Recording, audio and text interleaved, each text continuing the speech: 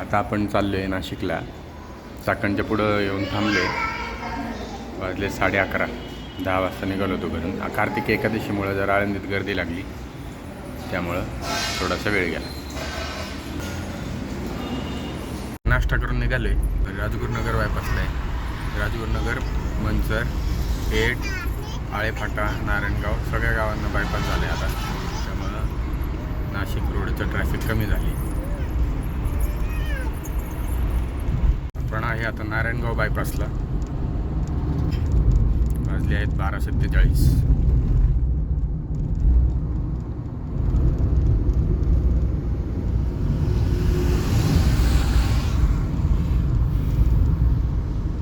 काय ग जो समोर बघ, काय मेंढी आंबा. इथे इथं समोर रोडला बघ, आहे का? गेली माग आता.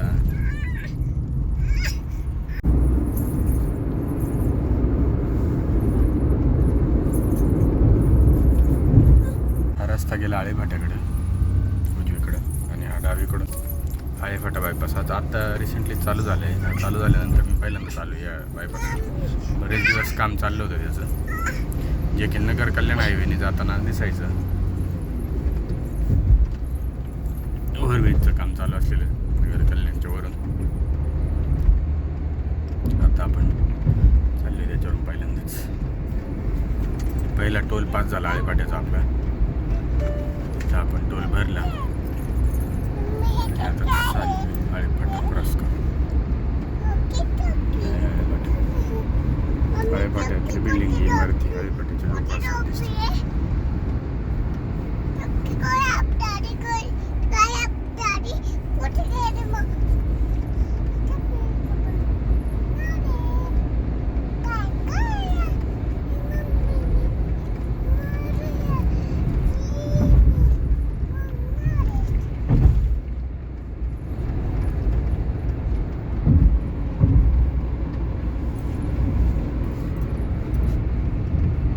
बोटा नावाच्या गावाजवळ थांबले आपण आळेफाट्याच्या पुढे. तर विद्यानिकेतन नावाचं कॉलेजेस आहेत. Pharmacy, engineering, ITI, school, junior college, Vidyaniketan बोटा. आणि इकडे हा छान रस्ता आहे. पुढे विहिरी समोर इथं. आणि रस्त्याचं काम चालू आहे एका साईडचं, त्यामुळे एका साईड चालू आहे. संगमनेर तालुक्यात प्रवेश केला आहे आपण. आणि एक मोठी खिंड पाडली आहे इथं रस्त्याला जाण्यासाठी. घाट आहे. हा घाट उतरून आपल्याला आता जायचं आहे. दरे आहेत.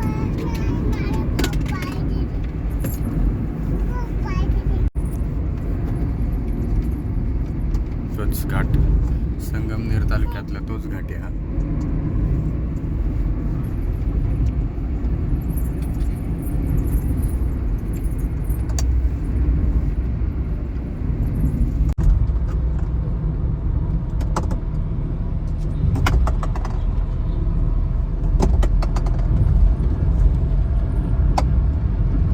हिवरगाव पावसा टोल प्लाझावर NHAI 110 रुपये टोल घेतला.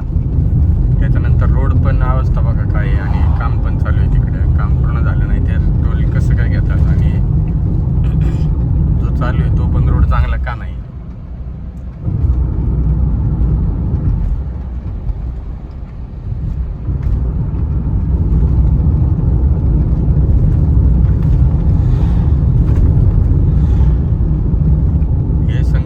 संगमनेर खुर्द ग्रामपंचायतीच्या हद्दी.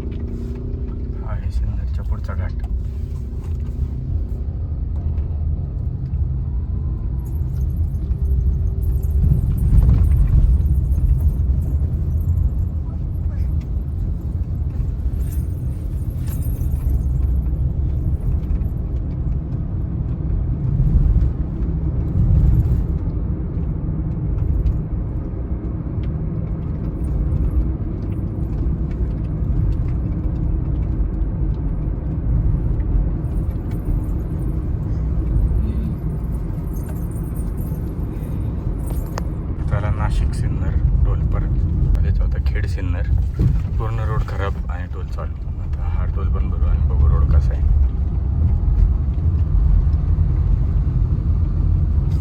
सिन्नर नाशिक टोल भरल्यानंतर सिन्नर नाशिक रस्ता सध्या तरी जरा चांगला वाटतं. टोलपासून निघाले शेवटपर्यंत असाच असावा अशी अपेक्षा.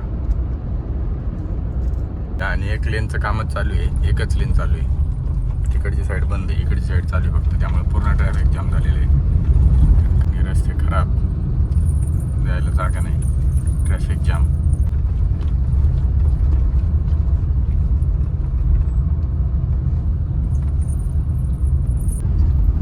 आपण आले आता नाशिक सिटीमध्ये प्रवेश केला, नाशिक शहरामध्ये. आता त्र्यंबकेश्वरकडे वळून त्र्यंबकेश्वरकडे जाऊ, पुढे जाऊ.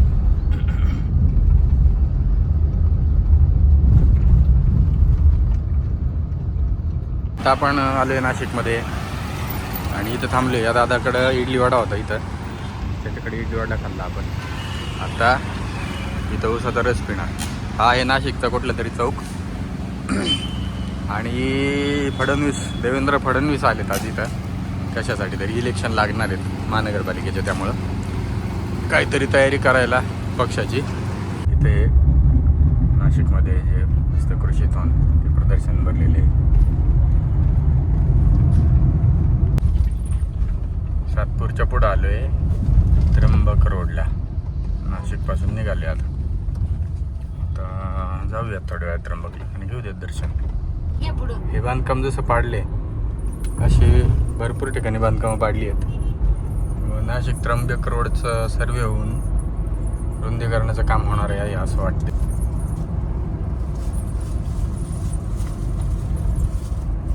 हे पहा,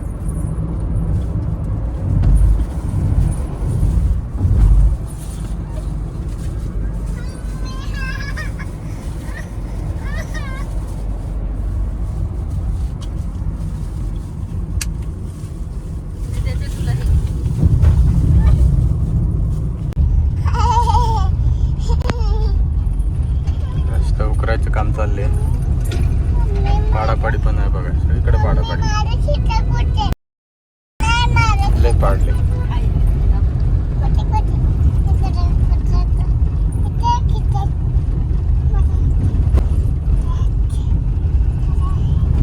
आता सिंगल लेन चालू आहे, तिकडची लेन पूर्ण उकरली. काम लगेच चालू होणार वाटतं तिकडच्या साईडला.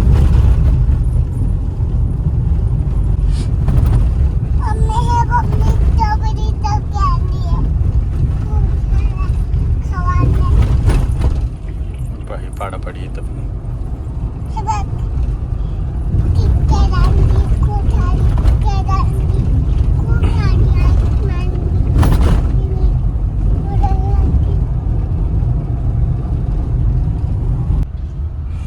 आले आपण आता त्र्यंबकेश्वरला. हे आहे ब्रह्मगिरी पर्वत.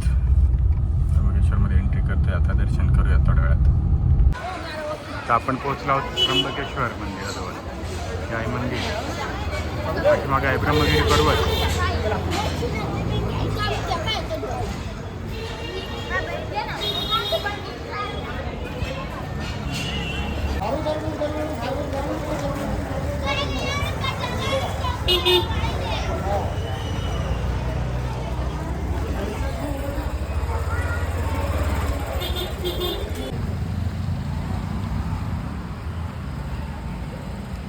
ब्रह्मगिरी गंगाद्वार निवृत्तीनाथ मंदिर, जनार्दन स्वामी आश्रम, क्षेत्रात कुशावर, ब्रह्मगिरी मार्ग. आपण आता चालले निवृत्तीनाथ मंदिराकडे. गाडी बघा. ब्रह्मगिरीला जायचं होतं पण नियोजनात काय बसलं नाही आणि डिफिकल्टी लेवल पण इंटरमिजिएट सांगितली, त्यामुळे आपण कॅन्सल केलं. आपण जाणार आहे अंजनेरीला जाऊन बघू. हा त्र्यंबकेश्वरकडून येणारा रस्ता, हा पार्किंगकडून येणारा रस्ता आणि हे निवृत्तीनाथ मंदिर. चिकामणी इकडं आहे आतमध्ये. चला बघूयात. हे निवृत्तीनाथ मंदिर. जीर्णोद्धाराचं काम चालू आहे त्यामुळे बरीच अव्यवस्था आहे, पण छान आहे मंदिर. निवृत्तीनाथांचा मुखवटा.